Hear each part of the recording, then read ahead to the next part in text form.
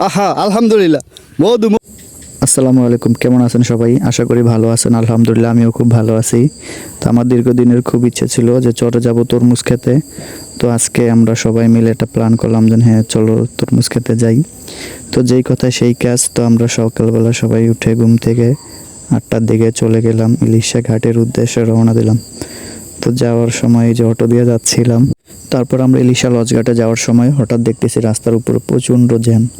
পরে আর কি করব, দোনো দিকে গাড়ি যাচ্ছে না, কারণ ওই দিন তো সকালবেলা রওনা দিছিলাম, এটা হচ্ছে গত শুক্রবারে, কারণ ওই সময় প্রচুর পরিমাণে জ্যাম ছিল। পরে আমরা আর কি করব, আমরা সবাই নেমে হেঁটে হেঁটে যাচ্ছিলাম। তো যাওয়ার সময় একটা জিনিস লক্ষ্য করলাম যে আমার হাতের বাম পাশে যে গাড়িগুলো দেখছেন প্রত্যেকটা গাড়িতেই ভরপুর তরমুজ, কারণ এবার ভোলাতে প্রচুর পরিমাণে তরমুজ হয়েছে।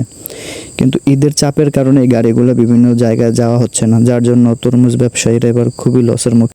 তো আমরা ইলিশা ঘাটে চলে আসলাম, এবার আমাদের ট্রলারে ওঠার পালা। তো আমাদের ট্রলারটা একটু ফেরিঘাটে, তো আমরা একটু ওয়েট করতেছি ট্রলারটা আসবে, তারপরে আমরা উঠবো ট্রলারে। তো আমরা ট্রলারে উঠে গেলাম। তো এবার হচ্ছে যাওয়ার পালা। নদী কেন যায় সাগরের ডাকে, চাতক কেন বৃষ্টির আশায় থাকে, যদি বুঝতে চাও আমি তোমার ওই চোখে চোখ রেখে। তো আমরা সর্বশেষ চলে আসলাম সেই কাঙ্ক্ষিত তরমুজ খেতে। দেখেন আল্লাহ কত মহান, এই তরমুজ কি সুন্দর হয়ে আছে, সাদা সাদা তরমুজ দেখতে পাচ্ছেন আপনারা। তো আমরা অনেক দিনের ইচ্ছে ছিল যে তরমুজ খেতে আসব, তো অবশেষে চলে আসলাম।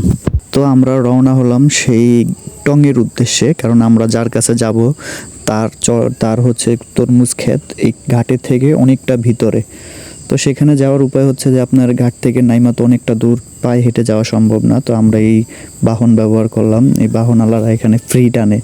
তো এখানে অনেক বাহন আছে, তো তারা হচ্ছে যে এই যেটাকে কাকড়াটলি বলে, এই কাকড়াটলি দিয়ে সবাইকে আনা নেওয়া করে।